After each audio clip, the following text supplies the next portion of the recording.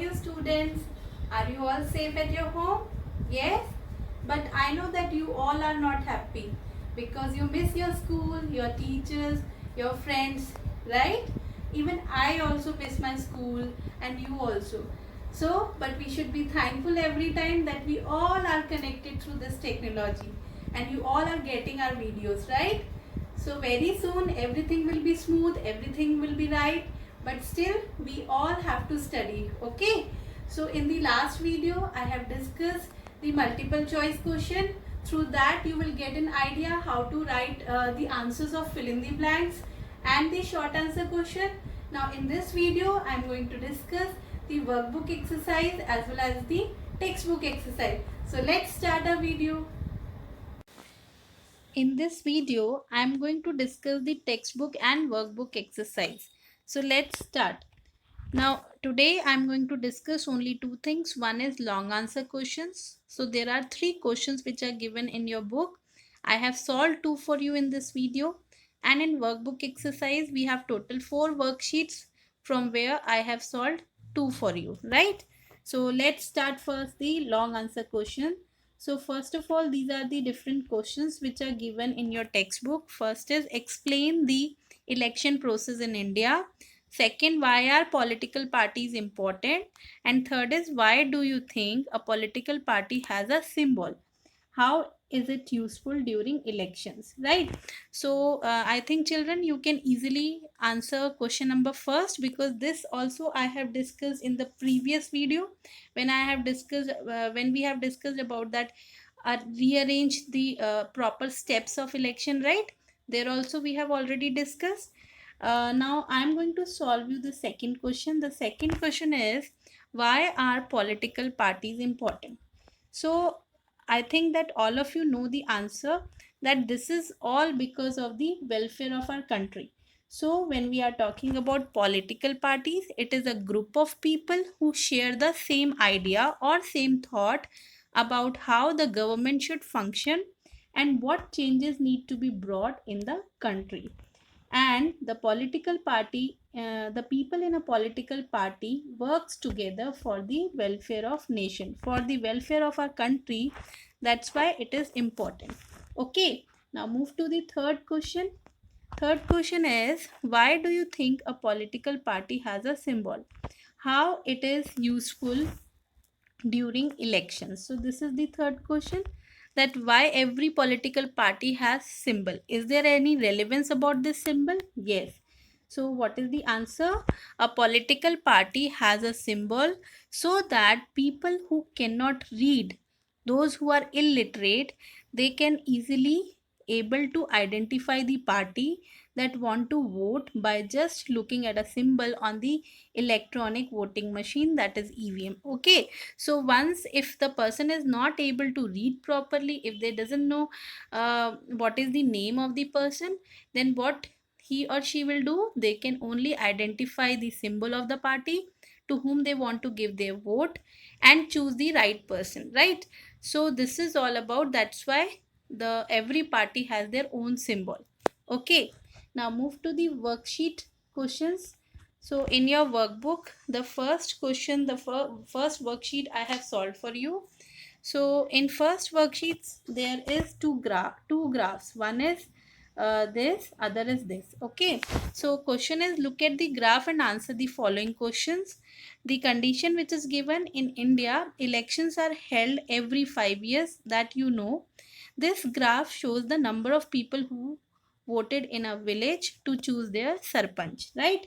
Now in this graph, there is a-axis. What this a-axis shows, it shows the number of people, and we have x-axis. What this x-axis shows, it shows the year, number of years. Okay, now read the graph and answer the following question. First question is, how many men voted in 2003? So this is a graph of number of men who voted, and this is a graph of number of women who voted. So when I talk in the first question, they asked about the men who voted in 2003. So look at this. So it will be the answer would be 4,000, right? Now when we talk about the next question, how many women voted in 2008? The answer is 6,000 women voted in 2008. Third, write the total number of people who voted in 2003. So we have to write both. The how many men, we have to calculate both men as well as the women. So here we have 4,000 and here we have 2,000. So the total is 6,000 people voted in 2003. Now next, in which year did the maximum number of people vote in election? So we have to find out maximum number of both men as well as the women. The answer is in 2018. Look at this. In 2018, here is the graph, 6,000 and 6,000, right? And when we are talking about 2008, it is 5,000 and 5,000. So the maximum is in 2018, right? Now move to the next question. What is the difference between the number of men and women who voted in 2008? So let's find it out, the difference. So in 2008, this is the graph of men and this is the graph of women. So the answer is 1,000. Here we have in here we have like in women we have 6,000 and when we are talking about men it is 5,000. So the difference would be 1,000. Now how many men voted in 2013? So let's see how many men voted in 2013 and what is the difference between the number of men who voted in 2008, that is here, and in and 2013. Okay, so the answer is 2,000 men voted in 2013 and the difference between the number of men voted in 2008 and 2013 is 3,000. Look at this. In 2008 it is 5,000 and in 2013 it is 2,000. So the difference between both of them is uh, 2,000 and 5,000 minus 3,000 2,000, that is 3,000, right? So this is the answer. Now move to the next question, the next worksheet, that is worksheet 4, where certain situations are given and you have to answer the question, right? First question is, Joy is 16-year-old and wants to vote in the election. Do you think he can do so? Give a reason for your answer. So here you have to write the answer. Now what, he is only 16 years old. So is he eligible for giving the vote? They have right? No, they don't have. And what is the exact age? 18 years, right? So we can write the answer no, because he just 16 years old, and in India the person should be 18 years old or above, have right to give votes, right? Next, Harsh is a citizen of India. He has gone to Nepal for some work. During his stay, elections were held in Nepal. Do you think Harsh can vote in elections held in a foreign country? Give a reason for your answer. So, whether Harsh can give their vote in Nepal? No. Why? Because he is not a citizen of that country. He is an Indian citizen and he can only vote in elections of India. Right? Now, move to the next question. Nitya went to the polling booth to vote, but her name was not present in the voter list. Do you think she would be allowed to cast her vote? Give a reason for your answer. Well, the answer is no. Why? Why no? Because her name is not present in the voters list. So if your name is not present, then before, like once the announcement of date is to be done, after that you will just go to the respective authority and just find it out whether your name is there or not. So you have to just check in the voter list. Okay, so no, only the people whose name are present in the voter list, they can only be allowed to give the vote, right?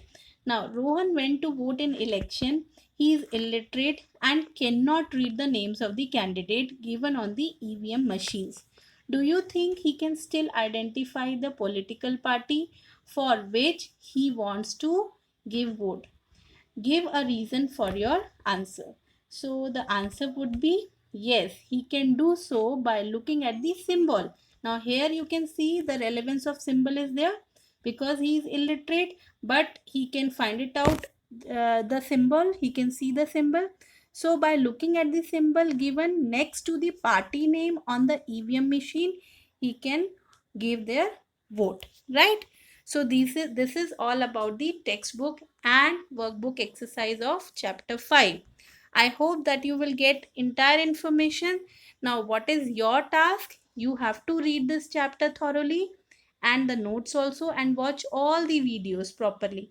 Apart from this, you write part A, that is fill in the blanks, part B, and let's observe three things in your textbook only. And you have to write the hard words which is given in the notes. Part C, that is short answer question. Part D, that is long answer question in your notebook. Fine. By the time you stay safe, stay healthy, and take care of yourself. And if you have not received the notes, then very soon you will get the notes also, so that you can check the answer, that whatever you have written, that is correct or not. I have mentioned all the answer, so you can cross check it, right?